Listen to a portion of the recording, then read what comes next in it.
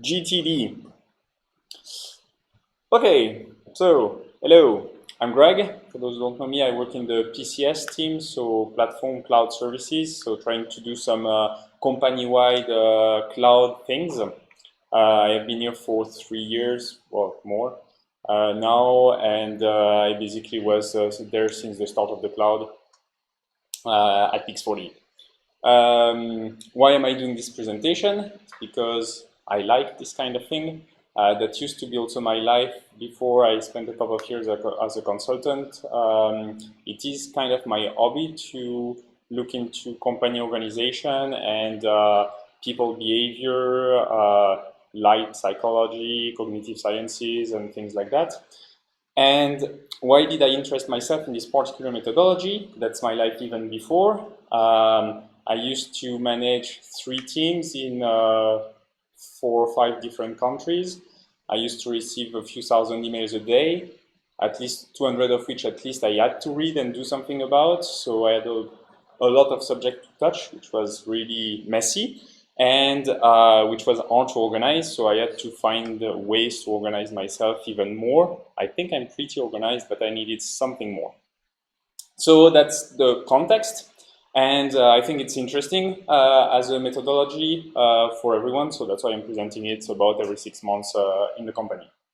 So what is GTD? It means getting things done. And it's a methodology that was created by David Allen, who published a book in the 80s, which was meant or targeted at high-level directors in companies, C-level or below, or just below. He was basically an organization consultant, and he would be coaching the high-level executives to organize better than their day and get more productive.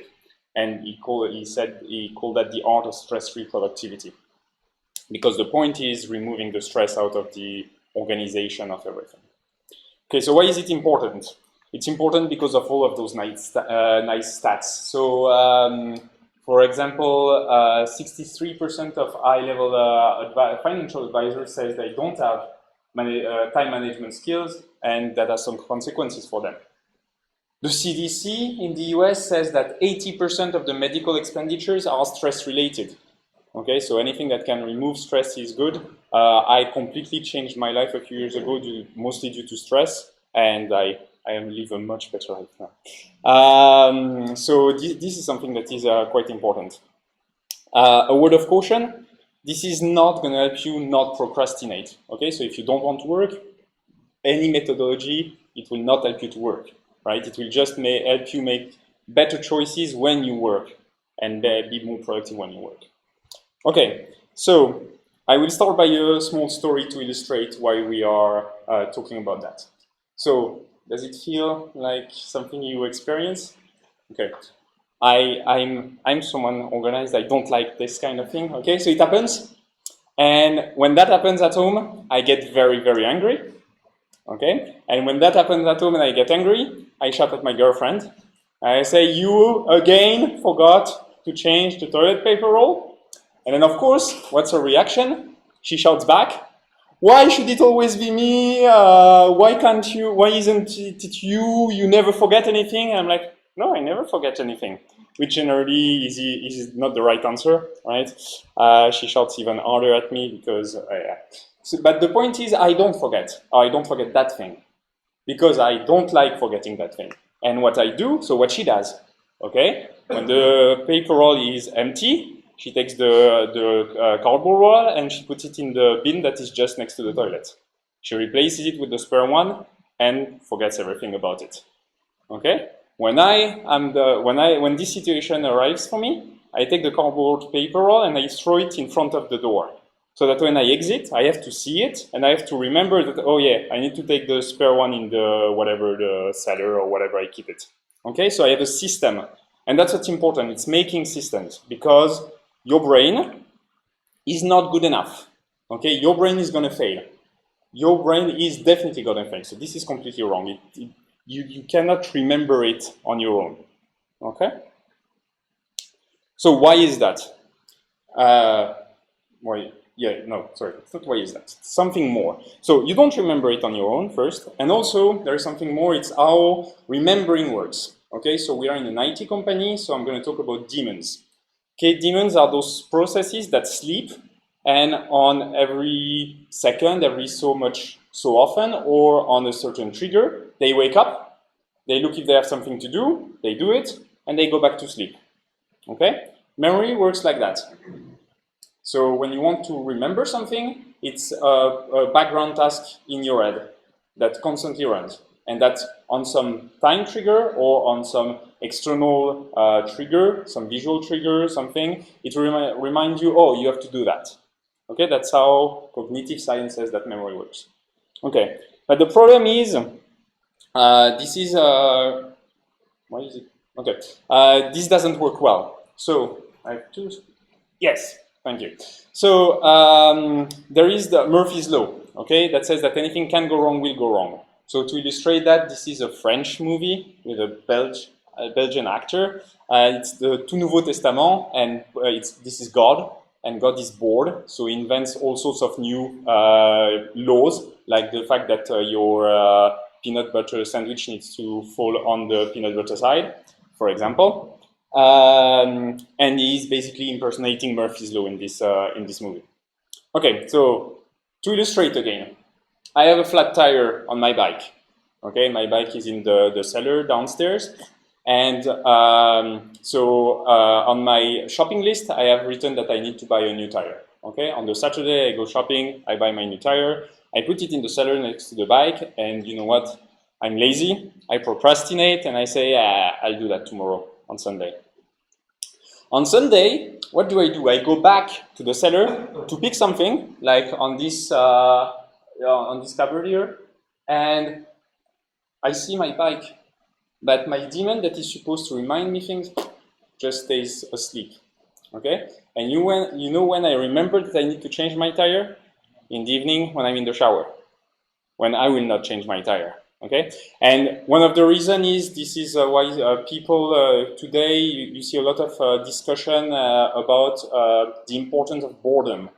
Okay, we are never bored anymore because we are always doing something and thinking about something and on our phone doing something, and so it's in the shower that you remember things because that's the only time where your brain got disconnected. Okay, or this kind of moments. So I get reminded to change my tire at the worst possible moment when it's useless. So on top of being useless, it's even very negative because it's like, damn, I forgot, and you are pissed about it. You are pissed at yourself, right? So it's really only negative impact. So we have to organize to not let this happen. Okay, so obviously the first thing to do is to-do lists. Okay, it's sufficiently common that there are tons of applications on any kind of device that you want, including a notepad and post-its. Okay, but it doesn't work. I have had several to-do lists. I have organized my to-do list in several ways, and it has always failed at one point or another. Okay. And there are several reasons. That's what David Allen describes in the book about what you have to do so that a to-do list system works. And that's what GTD is. It's a glorified to-do list system, but it's not just the to-do list, it's the system that's around. Okay? So what is missing in the simple to-do lists? So yeah, maybe I can backtrack a bit. So in the to-do lists, there are a lot of things that are wrong. You have several to-do lists, so you never know which one you have to look at. When it's on paper, you end up with a page that where a lot of things are crossed through, but there are still items in the middle, so your vision is very polluted. You don't get easy access to what you need. Some people do today list. Okay, what do I need to do today? And you arrive at the end of the day and you have crossed one item out of the 10, and it's like that every single day. And it's not because you have not worked, it's because you have worked on something that was actually more important than what you thought you would do. And that's also a very big psychological drag because you are at the end of the day and you say, oh, the number of things I did not do. But what's important is the number of things you actually did, which were most likely more important because that's what you did. So some people try to balance that with a done list, They write down what they have done so that the psychological effect of the to-do list that was not done is counterbalanced. But it's more work, and I mean, this is all sorts of reasons why it's not the greatest tool. So what's missing? So the first thing that's missing is a process. That's what I told you. The to-do list is a tool, but you need a process, a system around so that it works better, and you develop some habits, like the roll of toilet paper story. The second thing that's missing is dimensions. Okay, you have to classify the things you have to do according to different dimensions. When you have a paper to-do list, there is a single dimension, which is basically the order, but you cannot even change that, so there is actually no dimension at all. And the last thing that is missing is everything. So in a to-do list system or in a GTD system, you have a single system where you put everything. And everything means your professional life and your personal life. Okay, and it's the same system because you get used to looking at a single system. Because today, when you want to call the doctor, most likely you do it during the office hours because that's when the doctor is open. And when you have to answer an email because you got a notification, sometimes you do it on your personal day, time. Okay, it's a lot less strict than it used to be 10, 20, 30 years ago. So that's very important. So I'm going to start to talk a bit about the dimensions because it's the easiest to understand, I think, and the least important. Especially with new tooling nowadays. So the typical dimensions are projects, goals, and context. So projects, it's fairly easy to understand. You want to finish a project, so that can be in the professional work, you want auto GCPs in the cloud, for example. That can be a personal project. I want to build a tool shed in the garden, whatever. Goals, it's something that is more long-term and where a lot of individual tasks or project will contribute. So for example, you have this goal that because of how you want to evolve, you want to be able to speak several languages in the future. Okay, and this is a 3-year goal for whatever reason you might have. And there are several projects that might come in that might be going on vacation in Spain to get immersed in Spanish. Learning German, and maybe finding a work in Zurich for a couple of years, or a lot of things like that. This is more complicated and more if you want to organize your life deeper. I don't do that, but it's interesting. And there is context. So context is interesting because there are things that you can do in certain places only. Okay, there are things that you can do only on vacation. There are things that you can do only in the office. And there are things that you can do only at home, for example. So the goal is, with those dimensions, is to provide you with a way that if you are in the office and you cannot do those tasks that have to be done at home or on the beach, there is no point in showing you those tasks because it's just pollution. Because you are just going to go through a to-do list that might be 5, 10, 20 items long, and you're going to say, no, I cannot do that, no, I cannot do that, no, I cannot do that. Okay, let's do that now. Okay, it's useless. It's a drag on your mental energy. Okay, so location is a context. Tool is a context. So there are some tasks where you need a phone. There are some tasks where you need a computer. Nowadays, it's kind of the same thing, and you always have it in your pocket. So the tools is not really a problem anymore. But the book was written in the 80s, so it talks about that. And then there is a one that is interesting there that is about energy. Okay, so there are things that you don't need energy for. Some stupid task like I need to make an appointment with my doctor. Okay, you can do that anytime, no energy. And there are things like where you cannot do that without being super concentrated on it and having still a lot of mental energy in your day, whether it's helped or not. Okay. And so you can classify your tasks like that, okay? When you have had a long strategic meeting about how we want to do Matic in the future and how we want to occupy the space in the industry and in the commercial space or whatever, you have spent the entire morning with Lorenzo and whoever on that, it's unlikely that 1 hour later you want to do something that is very complicated. Right, you want to just do a few tasks that you can do without thinking very much about it. So that's quite an interesting way to organize things. I don't use it a lot, but because I also have a lot less things in my to-do list nowadays, but that's interesting. So everything I already talked about it, it's quite important that you put everything because again, our life are not very much separated anymore. And because once you build a process around a certain to-do list, you don't want to change process and or to-do list when you are in a different context. So you want a single system where you can see everything at one glance. And you want a process. Okay, that's the most important thing. There is a process around the to-do list. So the first element and the most important element of the process is dump. When you get an idea, you dump it. Okay, so dumping it is basically putting it in your system. Okay, I will talk a bit what that means, but it's putting it in your system. So why? Because again, those demons that are supposed to remind you things, they are playful. It takes drain out of your brain even when they are asleep. And when they wake up at the wrong moment, so they take energy out of you. And so this entire thing is tiring you down mentally. Okay, so you want to remove that. If your system, at the end, if your system is working properly, supposedly your brain never has to remind you anything. And because it never has to, it never tries to, and because of that, you free some cognitive energy. Okay, I trust my system enough now that a lot of the things that when I open my system, I see them and I did not remember that I needed to do that because I trust my system to remember it for me, and so my brain is completely does not have to do this task. Okay? Yeah, getting tired. Okay, so dump. Once you have dumped everything, so you have a pile of things to do in your system, you have to process your system. So there are several things that you have to do in your system. The first thing is daily inbox processing. So the inbox is where you dump what you have to do. Okay.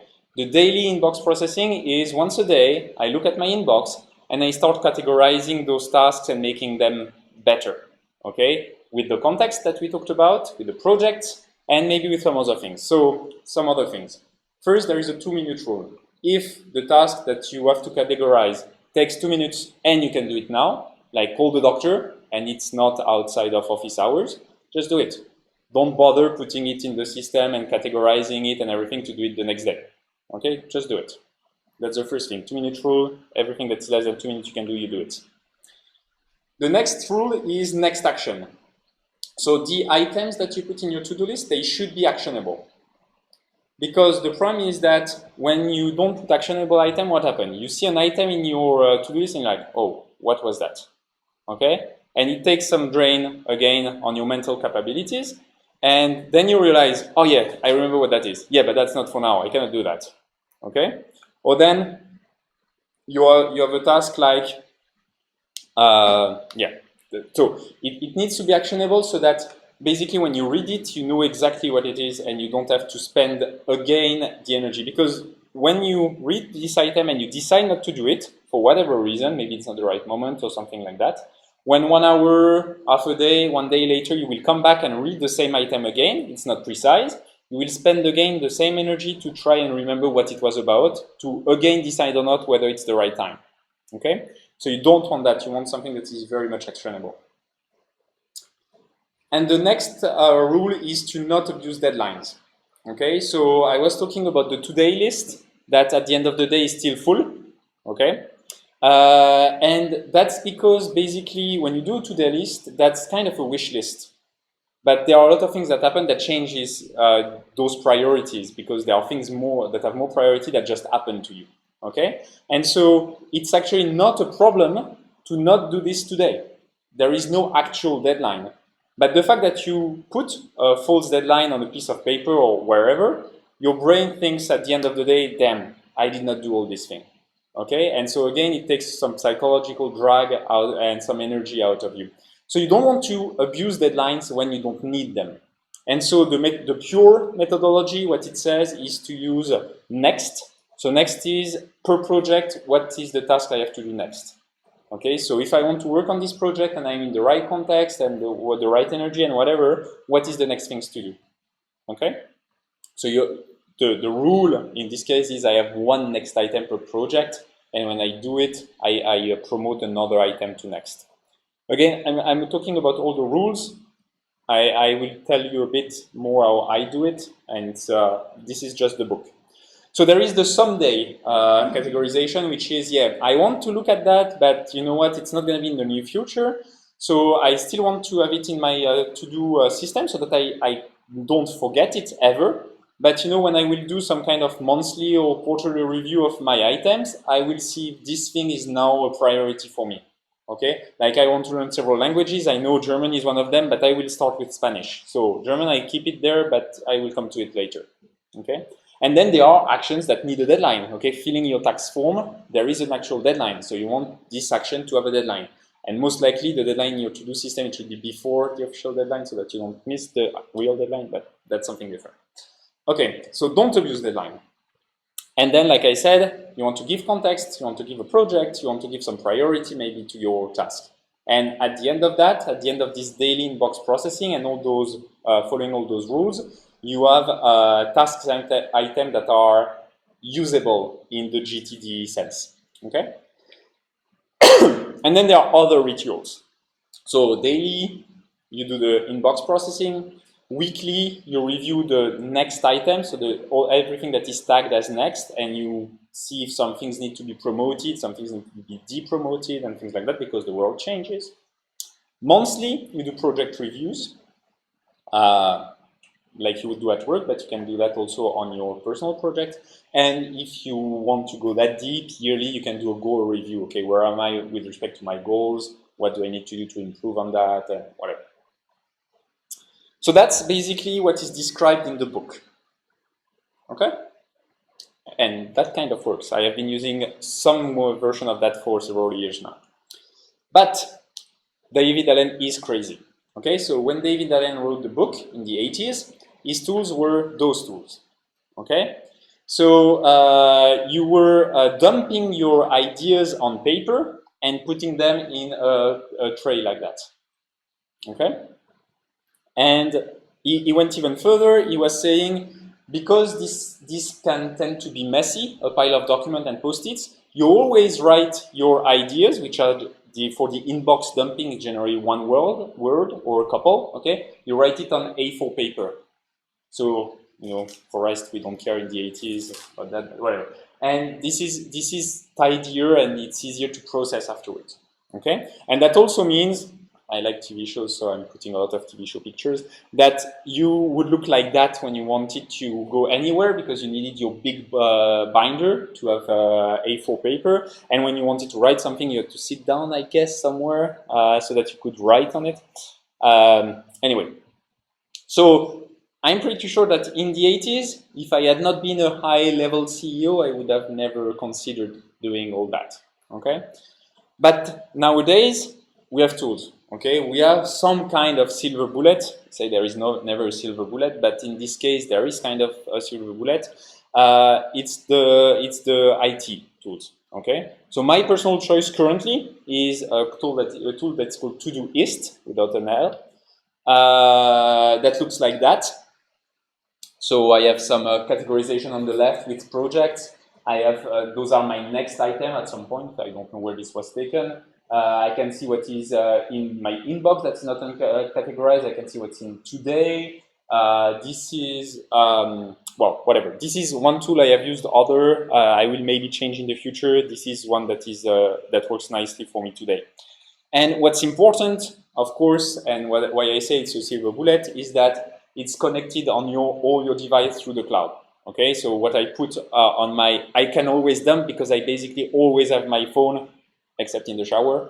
So I can always dump my ideas into my system. There is never something preventing me. And what I put on my phone is on my computer. I mean, it's the cloud, right? And also that can be a multi-people system. So I do share some tasks with my girlfriend through the system because there is a project where we share, basically. So that's super important.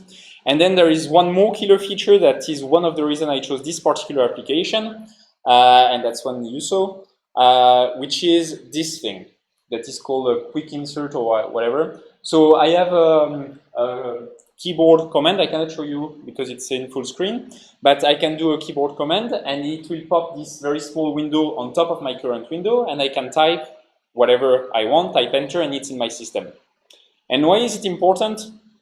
It's important because before that, I had a system where I had the same system, but I was not whatever, and I needed to go in my browser, okay? And my system was in my browser, and basically I needed to change window and maybe change tab in my browser, and most of the time, what would happen is that when I had typed my my task to save in my inbox, I did not know what I had left. I did not know where to go back. So I would change windows and I would not find the one I was working on. And maybe it was because I was in a tab, in another tab in my browser, it was whatever. I never remembered. And this is the problem of multitasking, okay? And if you think that you can multitask, go and read some science because you can't. It has been quite reasonably proven by scientists. And I have a few stats for that. So about 2.5 subjects perform better in multitasking environments, so basically not you. The cost of interruption in the US economy is estimated at 600 billion a year. I don't know where this is coming from, but that's huge. Okay, 40% of productivity is lost multitasking. That's quite interesting. And by the way, there was also a study that was saying that the people that think they are the better multitasker are the worst. Okay, so you cannot multitask. Your brain is not meant for that. Okay, so this enables me to almost never context switch because it's super fast and because it's still on top of whatever else I am doing. Okay, so for me that's a killer feature.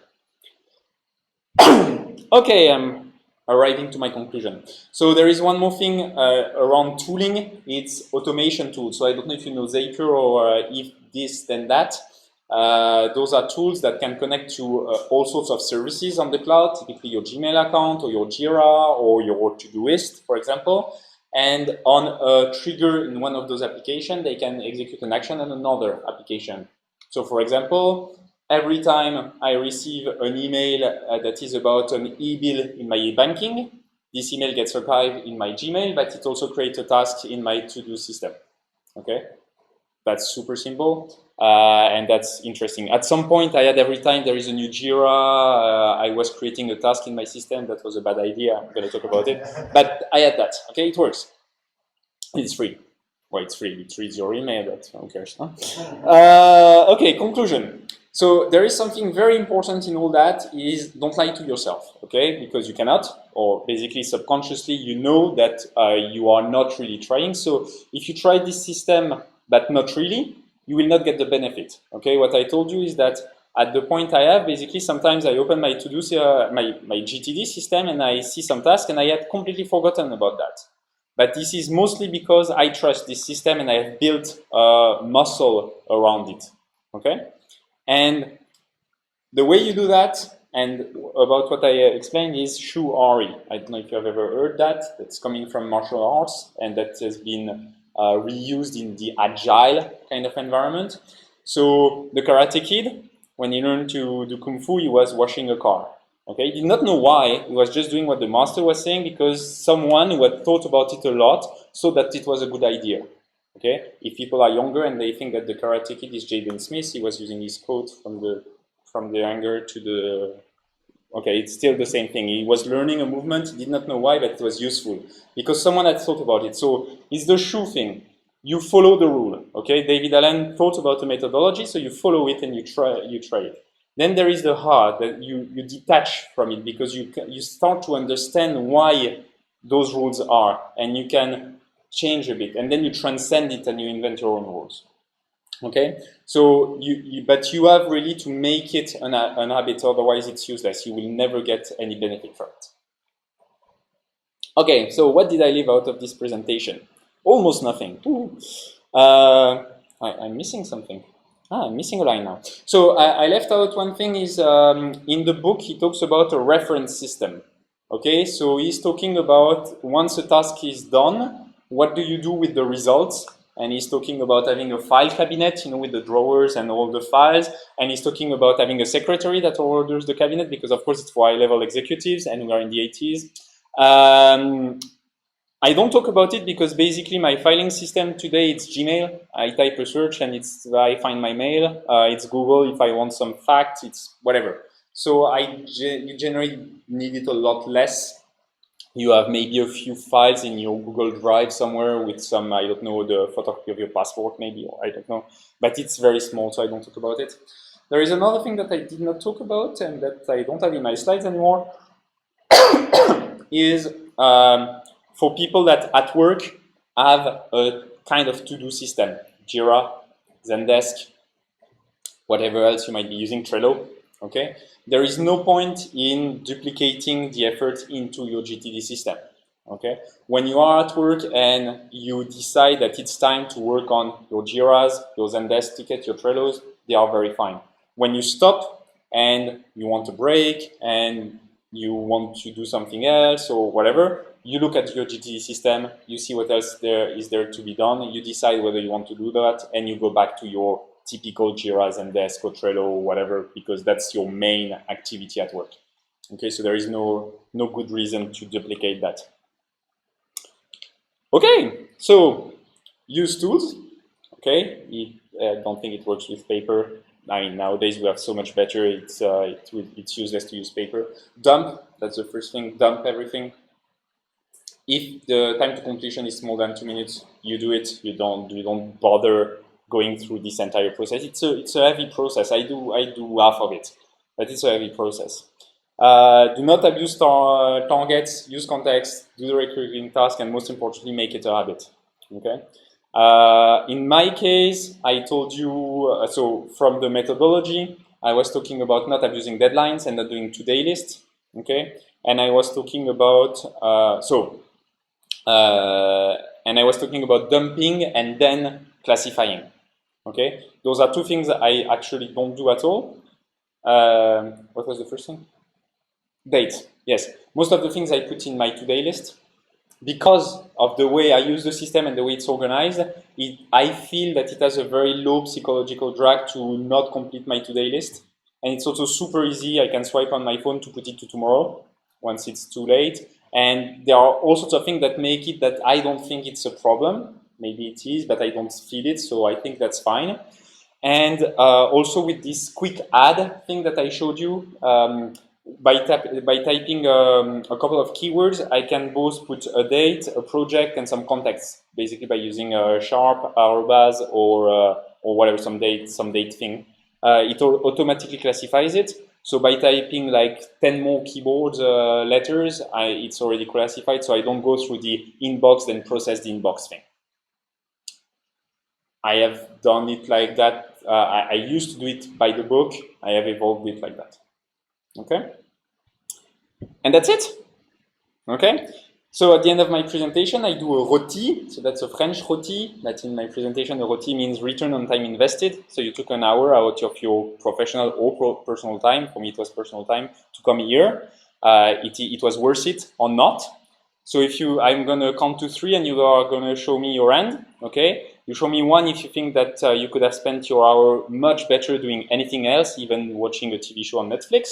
And you show me 5 if you think that there was nothing in the world that could have been better than this hour, just to tell me if it's worth doing this kind of presentation. So I count to 3, you show me your hand. 1, 2, 3. Thank you. Questions? When I tried before, I found that I had like a million things become added to my to-do list because I have all the ideas at one time, and then I just never have the time to get them. Do I have just too many things coming to Yes and no. Nowadays, I tend to be realistic about the things that I really want to do, and most of the things I don't even put in the system. But that's the point of the system and the categorization, right? And the next someday by project. Okay, if you if you know that, I mean, when you review it, you get a sense of if you do a daily project, a weekly next/project review, you get a sense of what you might do in a week. So there is no point in flagging next anything more, right? And so you will make some priority choice because, as you said, you cannot do everything. And personally, most of the things I don't bother because, yeah, that would be nice, but I will never do it. So, yeah. I think work also is that you can do on your own, or that you can, the next thing is something that you can do. Okay, so I'm just repeating in the mic. So how does it work when you are waiting for some other input, someone else to do a task? When you have to do it together. Or when you have to do it together. When you have to do it together, there is no magic solution except I'm talking and maybe a calendar invite or something like that. The system doesn't do anything for you. When you are expecting something, there is, I mean, in the book, he talks about tasks that are waiting for. And basically, or it's a categorization of tasks. I don't recall, actually, I don't use it anymore. I used to categorize my task as waiting for, and I would review them from time to time because when I felt that I needed to follow up if I was not getting the answer or the task being done. Nowadays, because most of the time when I'm expecting someone to do something, it's not on my critical path and I forget about it and I expect him to do it. But it depends. It really depends on what it is. Yep. How long did it take me to implement that? I have no idea. So how long have I been doing something like that? 5, 6 years. How long before it felt like a habit and I was comfortable with it? I also cannot say because I have changed tools, I have changed methods a bit, also because of the tool. So because this tool has some advantage for me, there are something that I really stopped doing, like the today, not today classification. So I don't know. I don't know. Yeah, I remember that at some point, I think that I saw some presentation about exactly about that book, and I tried to implement it, but at that point I decided that I read some other book, I don't remember, it was like 10 years ago, and I took that idea that I think that the tool is really, like, not the tool, but the system itself is not a two-part process. And for me, it works the best. Like, if I can put something in calendar, then I'm doing it. Like, works for me, and I'm sending mails to myself. It's like this. I used to do that, and there are several issues with that. One of them being that the inbox as a to-do list is something that I tried, but not long. I'm a practitioner of zero inbox, so I have nothing in my inbox, and basically everything that needs to be actioned is either actioned right now, the 2-minute rule, or goes back into my system. Because the problem of the to-do list, the inbox as a to-do list is the same problem as the non-classified to-do list is you have that amount of things in your inbox.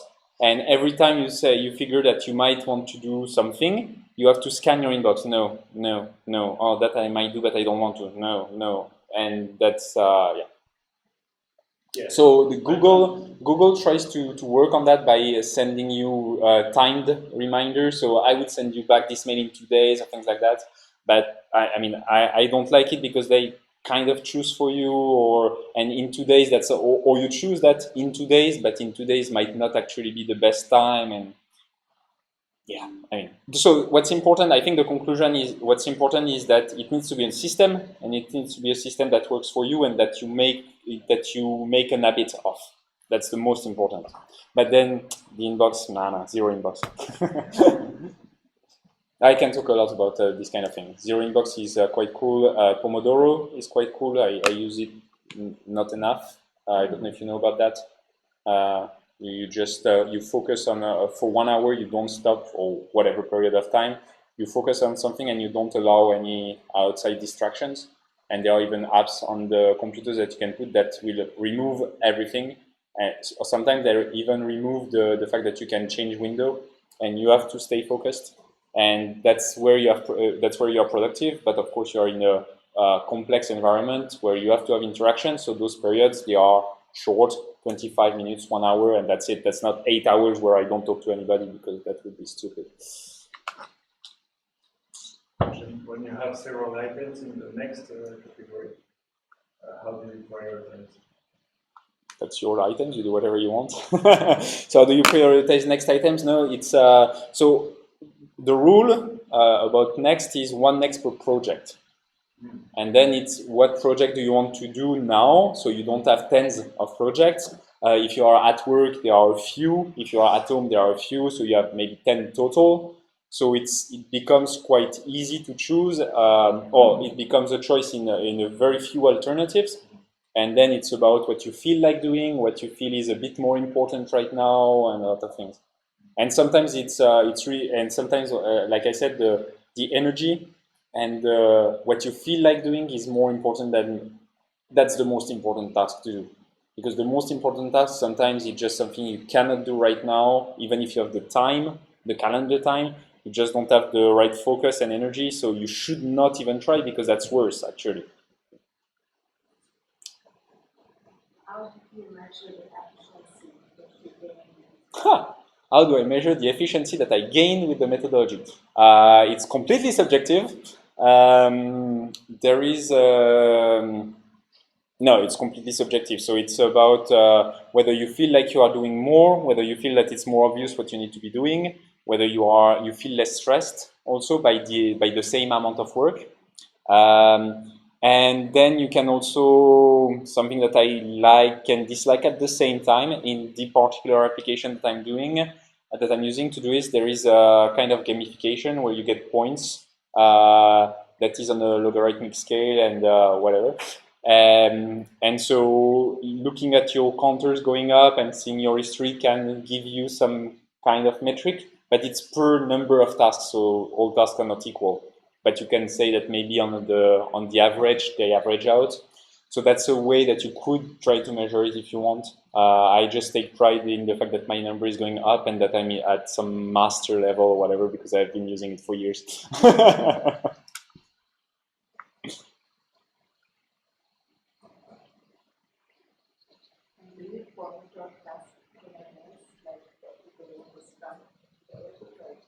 Whether it's 3 or 5? No. So do I assign a size to the tasks? No, I don't think the book talks about it. That's interesting. But so I would say all those tasks are your tasks for you. So you generally have an idea of what you are yourself talking about. The reason why you do that for Scrum is more to give visibility to the team and to the stakeholders of the team, which is something that we could talk about, because actually I don't use points in my team. We don't use Scrum at all, actually. But yeah, I would not even have thought about it.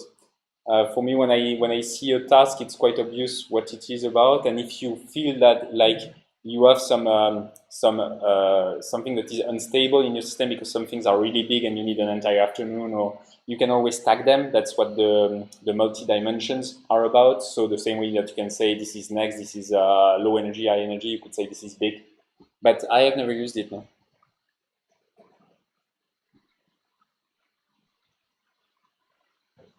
To have this kind of system for personal life, would you say it really helps to reduce the stress out of another thing?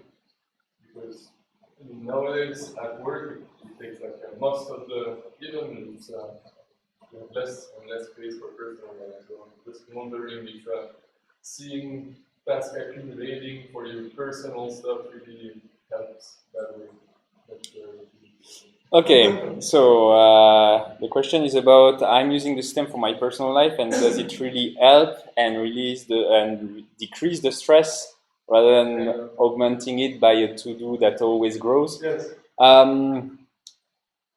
So it's kind of what I said to Lucas. If you are unrealistic with yourself and you just put these things in your to-do list that you know will never get done, well, yes. But on the other hand, if you follow the methodology, those things you almost never see them because you never go in this part of your system where they are visible because they are classified for later. And then when you review monthly, quarterly, your what to do later, you can see them and maybe upgrade them to I want to do that now. It has helped me a lot not forget a lot of things. And another point is that it doesn't help you not procrastinate.